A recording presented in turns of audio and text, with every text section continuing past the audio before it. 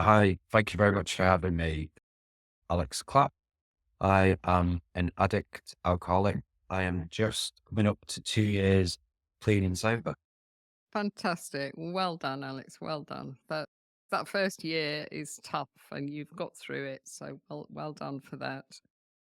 Let's dive into your drinking story, shall we? Did you start drinking as a teenager? Yeah, and looking back, I probably always had an unhealthy relationship with alcohol. It was always the culture of drink as much as you could, as fast as you could, and the person who got the drunkest was the funniest. The era that I grew up in was that culture. It was drink lots quickly and binge, really. It was never just one or two to enjoy. It was always drink to get extremely drunk. You know, I was the same. We used to drink for the effect. It was nothing to do with the taste, was it? So it's just give me that no, buzz and quickly. I'd reflect back and think I probably didn't even like the taste at the very beginning. Yeah, you just drank it, didn't you? Yeah, just to get the result. Yeah, as quickly as you could, as Yeah, quickly as you could. I know. So how did it evolve over the years? So in your 20s, what was it like when Yeah. you started to build a career? How did that work? Well, so I set up my own business when I was 21, and my relationship with clients and obtaining new work and socializing, entertaining, all came around booze culture. And that's basically what I'd always done. Took clients out, had dinners, and nights out, very much a heavy sort of drinking culture. And that carried on for many years. It was always work hard, play hard mentality. I'd have late nights. I'd drink far too much, but I'd always still get up and muscle through the day, as I'm sure a lot of us have always done. Yeah, and because there's so many of us doing it, it's so normalized, isn't it? You don't feel like there's anything wrong with you. Did you ever try and take breaks, Alex? Did you do dry January to convince yourself you weren't an alcoholic? That's what I used to do. No, I'll be honest, No. not at that stage. I think you're right. I think because everybody was doing it and it was the done thing in our generation, our culture, whatever you want to describe it as, it was very much the norm. So Yeah. you never thought that it was anything out of the norm, and you never thought that it was creating a problem. It was just, that's what we did.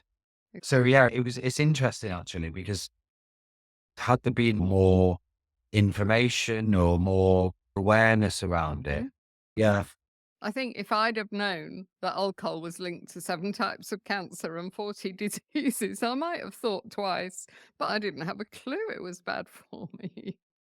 yeah, and that's it though, isn't it? Because you take a step forward and you look at the Gen Z these Yeah, days, they have all the knowledge, all the yeah. information, all the choices, and actually They don't the drink.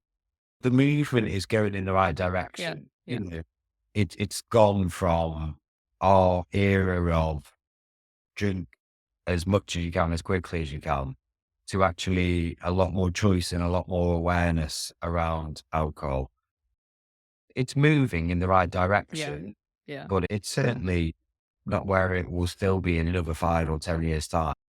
Yeah, the latest stats that I've seen, particularly from the UK, it's something like 30% of 18 to 24-year-olds don't drink alcohol. I was amazed because when I was in that age group, it must have been like 1% probably that didn't drink. Oh, yeah, exactly. And you think back to the stigma that you used to Oh, get if you were drinking, or the comments that you used to get, especially from a bloke's perspective. If I'd gone out in my late teens, 20s and said, I'm not drinking tonight, I'm just choosing not to drink, I would have been ridiculed. yeah, I would have been ridiculed, and I would have probably been peer pressured into drinking, and I yeah, would have succumbed, I'm sure.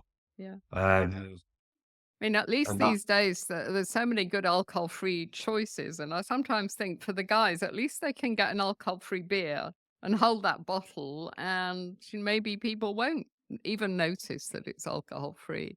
So it is getting easier because we have some alcohol-free choices, but it's still not a walk in the park to be different. No, and to be fair, that's it, isn't it? Is it different or is it being happy and being comfortable in yourself? Yeah, making that choice for yourself. What is the right thing for you? Yeah. Again, I go back to reflecting because I like to reflect on stuff, but alcohol wasn't good for me. I wasn't a better version of myself when I drank because ultimately I couldn't stop drinking. I couldn't control how much I drank and I didn't have an off switch. So it became something that wasn't good for me. And looking back, I certainly didn't do my best or my proudest moments when I was drunk. That's for sure. No. So 5 years ago, when you developed this health problem that affected your mental health, unsurprisingly, talk to us about that. It came from nowhere, really. I had started having a little bit of blurred vision, and I was convinced it was because I'd slept in my contact lenses a few weeks in a row or when I'd been on nights out and stuff like that. So I just made an appointment. I went to the optician to just get what I considered to be a routine check. And they just brought in a new machine that did the scanning of the back of your eyes and did all the different things. And they asked me, would I mind them testing it on me? And I said, no, that's fine. And all of a sudden, next minute, the people go away, and then the three owners of the opticians came through and sat me down and said, you need to go to the hospital. And I was like, wow, okay, this is a bit strange. Why am I going to the hospital? What's going on? That's where my journey of my eye problems started. And that was probably 5 or 6 years ago. And it became a very long journey of different hospitals, different tests. I've probably had more injections in both of my eyes than I've had hot dinners now. I've had laser treatments. I've had all the scans, all the divings, MRI tests, gene tests, everything over time. And it's an unknown cause. It's an unknown cause, which makes it even more difficult because if you haven't got a cause, you can never find a solution. Yeah. And And we that, want a diagnosis, don't we? We of want course you do. yes. I've got this. And if I do this, then it will help. And so you actually have some form of answers. And I had zero answers. I've been described as an anomaly. At one point, I went to London for some second opinions at a different specialist eye hospital. And I had about 7 doctors all asking to queue up and have a look because it was a different case that they'd seen. And I'm not in the book and I don't fit into the categories of other people, and people wanted to have a look. So I've been to probably 3 of the most famous eye hospitals in the UK. And I've got to the point where I've got an amazing consultant in Liverpool who I see, and we've agreed that whilst we might not be able to find the cause, we've managed to find a course that is controlling the right eye at the moment, and I'll accept that's okay for now. I'm not going to find an answer. I'm not going to find a solution. Very sadly, I've lost 90% of the sight in my left eye. 2.5 years ago now, I'd reached a stage in my right eye that had deteriorated quite a lot, and I couldn't read emails, I couldn't read text. So I was beginning to prepare myself to go blind. I was beginning to set up voice recognition stuff on my phone, voice recognition stuff on my laptop, having to actually start thinking about the thing that I might not be able to see.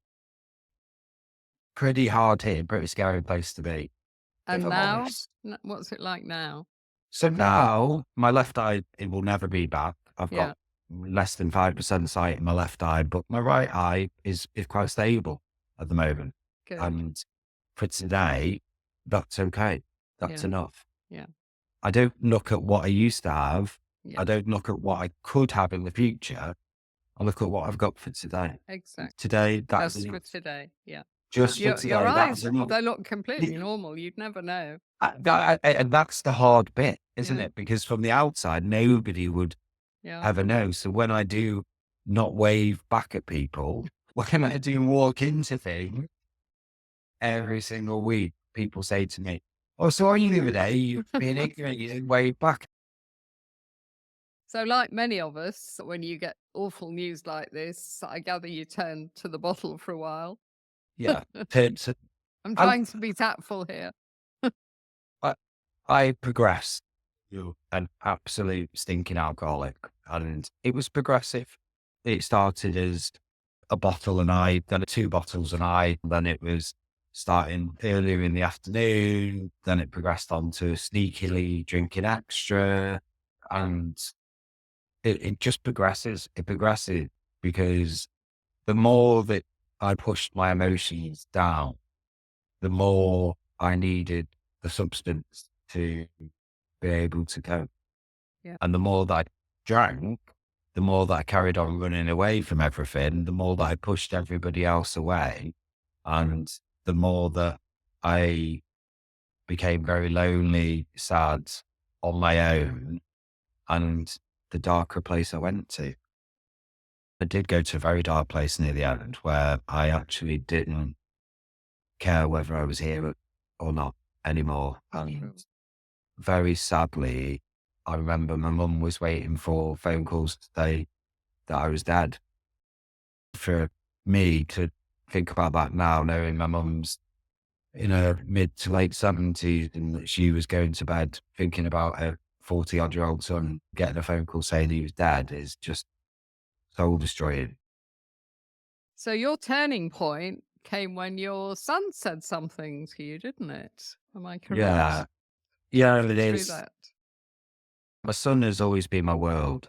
And when I was getting into my bad alcoholism state, you make everything in the worst scenario, don't you? So I was going, Marcus doesn't need me anymore. He's now 17. He's got a girlfriend. He goes out with his friends. He doesn't, want to be around me. Every situation that you can to turn it into a negative, because that's the headspace you're in. I was telling myself that he didn't need me. He didn't need me anymore, that nobody needed me, that everybody was better off without me, blah, blah, blah. And I was getting sent, I'm going to say sent, because I still wasn't going through choice, back to rehab for the 3rd time. We were sat on my mum and dad's drive, and Marcus just turned around to me and he looked at me and he said, "Dad, you are 42 years old and you need your mum and dad still. I am 17 years old and I need you." And it was just like, oh my God. Oh my God. Whatever I'm feeling, whatever challenges I've got to deal with, I've got my little boy who needs me. I've got my little boy who needs me. And it was almost like I needed him to need me Mm, to be able to turn it round yeah. and to give me the inspiration to go, I have got a purpose and I've still got a lot to do in my son's life, and be there with him on his journey and to set an example and to help him when he needs me. And yeah, it Oh, was yeah. very touching. He saved your life, didn't he, really? In that sentence, I think. Yeah, probably. And I'm filling up a little bit thinking about it, but yeah, essentially, because I don't know that I would have been here today. Yeah. I hope he Um, knows that. yeah, but then he knows he's my world. He knows he's my world, and he's a good boy. He's a really good boy. And we probably even become even closer from the journey that we've been on together through it all. Sure. Because now he tells me everything, all his feelings, all his insecurities, all his doubts about himself. And we just have that open dialogue that as a man, I never had. Yeah. I never had. And as a guy, I would always think that you were stronger if you didn't talk, you were stronger if you didn't cry, and you were stronger if you could look after everybody else. So I think boys were brought up like that, weren't they? They were brought up not to cry, not to be vulnerable, and to help and fix other people. So Yeah. that's why it's hard for them to be vulnerable and share, I think. My full mantra as I was growing up, look after everyone Yeah. else, never show any emotion, never show any feeling, and basically never be vulnerable, no matter how I felt. And that's how I spent the first 40 odd years of my life. Yeah. Looking back, it is really sad, and which is where it's so powerful to see my son opening up and having the dialogue with me. Yeah. And we've got that relationship where it's actually stronger to be vulnerable. No, the power of vulnerability is huge. And I think a lot of sobriety communities like my own, that's why they're so strong, because we're not afraid to be vulnerable and we talk about the struggle that we've had with alcohol. I think women find it relatively easy, if I can stereotype the sexes for a moment, and men do struggle a little bit for the reasons that we've talked about. So, what would you say to a guy about your age and older, certainly, that's been brought up like that? How can they change? How did you change? Small steps. You can't expect to go from 0 to Mm, 100 mm, overnight. And it's been a journey for me over the last 3.5 years. I've spent 5 months in different rehabilitation. I've done a lot of work on myself individually in that period, from inner child to absolutely analyzing everything. I've realized that it's more powerful to be honest about my emotions and to say how I feel. yeah, And nobody can question a thought or a feeling, because that's individual. It's an individual thing. And it's okay to have a thought and a feeling. And it's okay to get angry. mm, It's okay to get sad. It's okay to be frustrated. It's okay to be jealous. It's okay to be any feeling in the world, but it's what I choose to do with it. So, for example, if I get angry, I could choose to go and punch somebody, which is not the right thing to do. Or if I get really angry, I could choose to go and basically give myself a couple of minutes, maybe shout out loud in the garden, or maybe go and speak to somebody and offload and feel better and deal with it in a certain way. And yeah, I have that choice. Same thing with if I get too excited, I've got a choice as to what I do. And it's all about accepting that everybody has all of these different thoughts and feelings and emotions. The only thing that we can do is make a choice as to what we do with them. yeah. Um, And that's how we develop alternative coping mechanisms, isn't it? Rather than just yeah, drinking. Because when we drink, we just push all those feelings down. And then, of course, they come back at some point, don't they? yeah. And you've got to think, when you drink, it's a depressant. So you drink it, you're pushing all your emotions down, you're depressing yourself more and more and more. And increasing your anxiety. Oh yeah. And all your negative headspaces just go through the roof. And then you have to drink more to basically cope Yeah, with it. And it's just a vicious circle. absolutely. So, talk to us a little bit about the rehabs, because you went to three, didn't you? My first stint was a month. My second stint was 3 months. And my final stint was a month. Yeah. And And why so did it finally stick? genuinely, I think it's all a journey. It's all a journey, and people have their own journey to go through. The first part was I proved to myself I wasn't an alcoholic. So I had a month off the booze, and I came back and said, I've just had a month off the booze. So I'm not That's an my alcoholic. dry January. Yeah. Yeah, by dry January, basically. So But you were white knuckling it, weren't you? Using yeah, willpower. Mm. yeah, I look at it like that. And then my second stint was for 3 months. And that was when I did all the inner child and really deep dives into, I've never spoke about how I feel. I've never been honest. I've never shown any emotion, and what to actually say what I think and how I feel. No way. And to progress all of that. So obviously then I convinced myself that was the cause. So I'd fixed the cause, and the drinking was just a solution at the end. The drinking. So once I'd gone back and fixed the cause, then obviously I could go back and drink again. No problem. And that's what I did. I'd convinced myself I'd fixed what was causing the problem deep down, so I could drink again. And As if Exactly, but this is what we do. This is I what we know, do. yeah. It was my own journey that I had to go through because I've never been beaten by anything in my life. Mm. It was almost like I am not being beaten by this, and I don't accept, and I'm gonna fight, and I'm gonna fight some more. And Yeah, then I that's used to fine. do that. I used to say to myself, I'm such a strong person. I achieve everything that I set out to achieve. Surely I can just control my drinking. I couldn't. Yeah, exactly, exactly. I remember the last time I threw the towel in, and I accepted.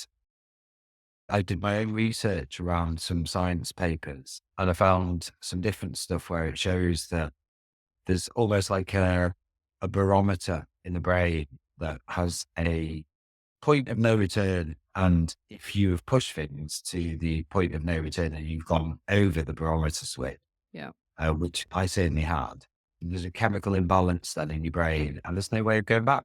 And exactly. I accepted that, yeah, I'm an alcoholic. I'm an addict. I have pushed it to the point of no return and I've got to change. Yeah. I've got to change. And I threw the towel in and said, okay, I can't drink anymore. I can't Brilliant. drink Yeah. anymore. And I'm not going to say it was easy because it's not easy. Anybody who says it's easy would be lying. But 2 years on, my life's so different, so much more rewarded and enjoyable to what Yeah. it was. I didn't have a life near the No. end. I had an existence. Yeah. Yeah. Yeah. That barometer, I think of it as a line. And I say to people, Got it. once you cross that line into dependence, there's no going back. All you can do is go forward. And then you have to create an alcohol free life that you love, a life that you don't want to escape from. And that's the work. And that's what you've been doing for the last 2 years, isn't it? I'm 1,000,000%. And you can't go from 0 to 100. It takes time to build something. Yeah. It takes time to start again. And effectively, I've had to make quite a few changes, but positive changes. And I've had to start rebuilding a life from scratch. And the way I do things, the way I communicate with people, the way I show my emotions has had to really change, but it's changed for the better. Yeah. And I've got so much more authentic relationships and I am closer to people than I've ever been in my life Yeah. because I was always so closed in terms of emotions and in terms of actually connection. My brother used to describe me as a rock because we'd go to funerals and we'd be at sad things and everyone else would be crying and I'd just be stood there and he'd be like, something wrong with you. Yeah. Coping, that was my way of dealing with things and it was No, such the wrong one. it's interesting because when you think about it, awful though it was, your alcoholism has been a gift to you because it's forced you to the wall and you've had to deconstruct everything and rebuild, and you've rebuilt a better life than the one that you had before. So if you'd Yeah. just been one of these people that we always envy, those normal drinkers that just have a couple of beers and go and do something else, you never would have gone through that transformation. So I think that's quite a positive way to think about this. I totally agree with that. I actually joke and I say that I got sent upstairs and they looked at me and went, you're not coming in yet. You've got a job to do. Basically, you've got some other things to do in this world yet. Yeah. And they sent me back downstairs. So I don't know whether that's because I would have drove them mad upstairs. Or, They weren't or ready for you, Alex. They weren't. yeah, they weren't ready for the craziness that I would brought, definitely. What would you say to those people who are where we used to be and they'll say to you, but I can't have fun without alcohol. I'm going to lose all my friends. I can't relax without alcohol. What would you say to someone to convince them that there is a life on this side? Before the age of 13, I had lots of fun. I danced, Mm. I sang, I messed around, I went to parties, I did everything. I had authentic belly laughs, as I call them, and great time with all my friends and connections and family. I had an amazing time without alcohol. up to the age of 30, only because of our culture and our beliefs that we all believe that we need alcohol to have had a good time. And because I'm starting my life again and rebuilding, I've set up Clarity, which we'll talk about. And that is basically giving people a choice, because I'm never going to tell anybody what to do, Yeah. because I don't believe that I wouldn't have listened if somebody tried to tell me what to do. All I'm trying to do is give people a choice and show people that they have a choice. And if they want to come to a alcohol-free night and try it, amazing. If they want to carry on going out and drink, that's their choice. Yeah, I love the work you're doing because I've got a corporate background, and every single corporate that I worked in, it was all about work hard, play hard. And if you didn't, if you were one of the very few that didn't partake and participate, you were just written off really. And you could literally lose out on promotion prospects because you weren't chatting to the right person at the right time. It was brutal. And I think the work that you're doing might gradually change that. How did you come up with the idea, and is it a hard sell? Because when I was an HR director, and if you'd come to me and said, "Oh, I want to put on Look, an alcohol-free event in your company," I'd say, "I don't think so. It's not going to work."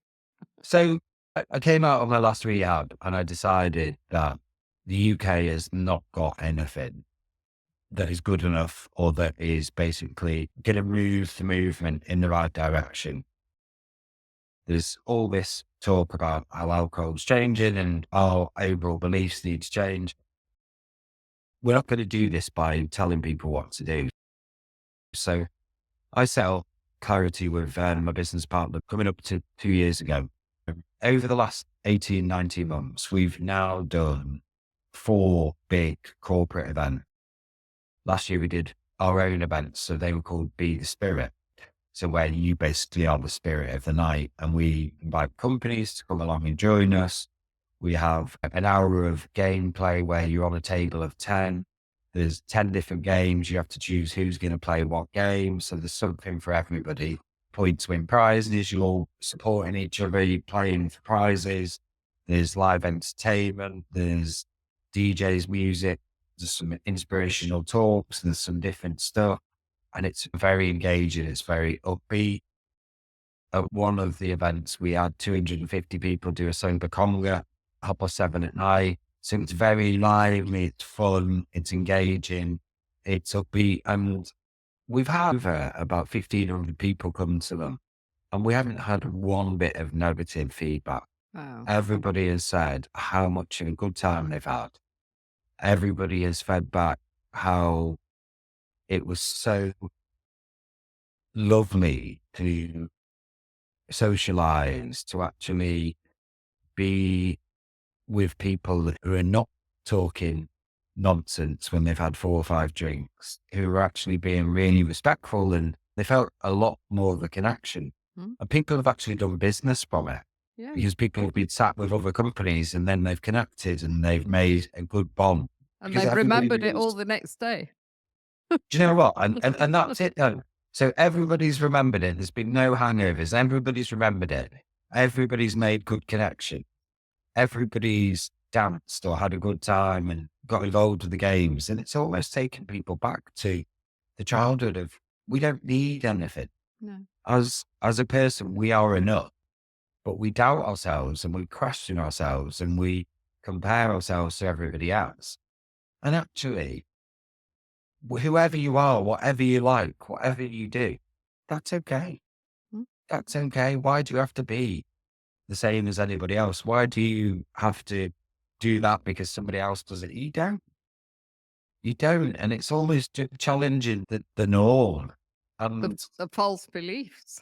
yeah, and from a company perspective, you don't have people drinking too much and saying the wrong things to the wrong Exactly. people. Exactly. You don't have As an somebody. HR person, I remember after these crazy events we used to have, it was either kind of sexual harassment Yeah, issues or somebody had driven under the influence and had an accident. It was carnage. It's yeah, exactly. madness. Somebody's tried to kiss somebody somebody's done this, somebody said this to somebody else.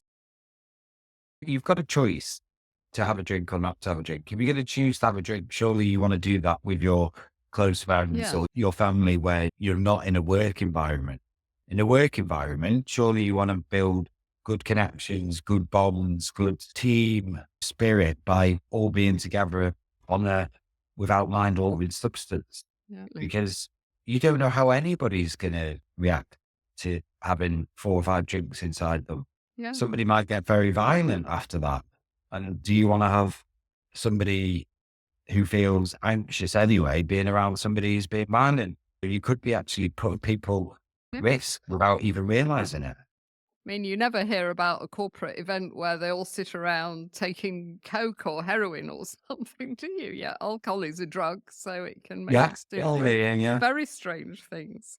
And Yeah. alcohol kills so many more people every year than hard drugs all put together. I think it's time we all woke up and realized that. Interesting Yeah. what So, you said there, Alex, about when we're children, we don't need this stuff. Because sometimes people say to us at Tribe Sober, I've quit the booze, I haven't had a drink for a couple of months and it's been really hard. But now I'm bored because drinking was my hobby. So my friends aren't interested in me at the moment because they think I'm doing this strange not drinking thing, which will end soon. And I just don't know what to do. I've got more time on my hands and I'm really bored. We have to help them to think back to their childhood. What did they used to enjoy? Because that can be a real key. Maybe they enjoyed singing or drawing or something. Because that's really who we are, who we were before we got sidetracked into this crazy culture. And people have to find a project. You've got your beautiful project there, Clarite. I've got Tribe Sober. We need a project. And we're privileged because we're working with people on this journey. People need a project. They need a new passion, I think, because it creates a space in your life and you've got more energy, you've got more creativity, and you've got more time and more money. yeah. And there's nothing more rewarding than trying to give something back, trying to give something back or help somebody else. And if everybody is willing to give a little bit back, whether that's a little bit of charity work, whether that's some voluntary work, whether that's the world is a tough enough place as it is Yeah. without a few more of us trying to do a little bit of good. And that one little bit of good that somebody does could touch one child, make a difference, could touch one person, help somebody in such a different way. And if you've got time on your hands and you're feeling bored, maybe just think about what you could do, what skill sets you've got. Mhm. How could you help other people? Because actually helping or doing something good is probably the most rewarding thing that I've ever done. Yeah. And it's the most fulfilling thing that I've ever done. So yeah, that would be my challenge to anybody who's feeling that they've got a lot of time or they're not sure what they want to do. Have a little ponder about how could you give something back? Mm. What skills do you have? What would you be able to offer? There's so many charities, there's so many amazing groups. It doesn't have to be full time. It might be that you just go and do a leaflet drop for somebody. It's just little acts of kindness go a long way, is Yeah. what I would say. Yeah, and doing something for somebody else, for example, some kind of voluntary work. Apparently, it lights up the same pathways in our brain as drugs and alcohol light up. Yeah, it does. And it Yeah. is so empowering. So Yeah. for anybody who is feeling a little bit bored, like they've got time on their hands, maybe just have a think about it. What could you actually do? Because there's so many people out there that would probably love a little bit of extra help. And it is one of the most rewarding things you can do. Yeah. And I think once you're a bit further down the road with your sobriety, you've got so many benefits from it that you become quite passionate about sobriety and you just want to let other people know that there is a choice, there's a different way. Yeah. So we've done the clarity in the corporate side, but then I'm not happy with just having the corporate world touch. So we've set up Club Clarity now as well. And we've started doing events for anybody and everybody across the UK. We're doing Liverpool, Manchester, Chester, London, and we're just doing nights where it's a alcohol-free night. So you can basically come, you know that you're going to be around everybody else who's not drinking. It's not just for people who don't drink, for people who want to come and experience the night as well. It's a choice. Yeah. And we have live entertainment, we have DJ singers, gameplay, we have mocktails, we have food. It's like anything else, but it's a very engaging atmosphere because everybody is their authentic self and everybody is accepting of everybody else. And that is the really lovely thing about it. And that's the bit that I'm really passionate about, actually. What you're doing there, Alex, is you're giving people an opportunity to overturn these false beliefs that we have, that you have to have alcohol to have fun, you have to have alcohol to socialize. If they just do one evening at Club Clarity and the next day they're thinking, wow, I really had fun last night and I wasn't even drinking, it'll be a real eye-opener for people because we don't give it a chance. We don't give sobriety Do you a know, chance. no, some people will come back to me and go, do you know what? And that was actually really good. I actually had a really good time. I got in my car and drove home and I feel great this morning. I might actually be on to something. It's allowing people that freedom to make their own choice. Yeah. Has it been an easy sell though? No. No. Are you going to change things overnight? No. No. Is it going to be a long journey? Yeah, probably. Yeah, I'm on it for life now. And it's not about the money for me. It's not No. about making millions. I'm on a journey to do some good and to try and help towards changing the culture. Yeah. Try and change the culture to show people that they're enough as they are. Yeah. And to encourage people to deal with their emotions and face it, because an emotion doesn't kill you. An emotion can't kill you. My drinking was going to kill me. Yeah. And We say to people that when we're on this journey to sobriety, certainly we have to get comfortable with being uncomfortable. We're not used to doing that, are we? Us drinkers. It's like, oh, I feel a bit strange. I think I'll have a drink. yeah, you run away from it all. You just Yeah. literally run away from those Yeah. horrible feelings and the Yeah. emotion. Yeah. And it's easier. And discomfort is the currency of growth. That's another one that we use. Yeah. I really like that going through the pain now and again, because it doesn't last long either. Going through it, that's what is going to drive our personal development. Yeah. You have to face challenges to grow. Yeah. And to learn and to develop. Absolutely. Because alcohol, it's like an easy button, isn't it? We just press the easy button and then we bypass all that, but we're not growing. So it's mad. Yeah, we run away. Yeah, they say that your emotional maturity stalls at the age that you start drinking heavily. So I often say I was 18 for all my life, really. Yeah, I was probably 13, so it's Yeah. like ridiculous. That's why I'm still so crazy now. Yeah. Okay, Alex. So how can people contact you to get one of these awesome events going? Yeah, we've got loads coming up for 2025 as well. We're even looking to go to Ibiza to do a Club Clarity night. It's one of our members. I must tell you this story. She's called Helen. She always listens to the podcast. Helen got sober last February with us. By April, she went to Ibiza for a holiday. And we were all saying, you're crazy. It's much too soon. Don't put yourself at risk like that. But she went and she had a brilliant time. I just had a week in Ibiza and I've been visiting some potential venues and making some contacts out there.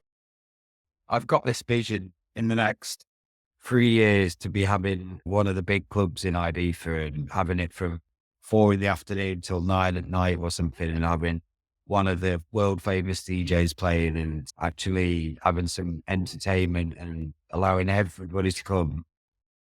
Just have a late afternoon thing where we all party, we all dance, we all have an amazing time, all alcohol free, and then everybody goes home about 5:30, 10 o'clock and says, oh, it was lovely. That was really great.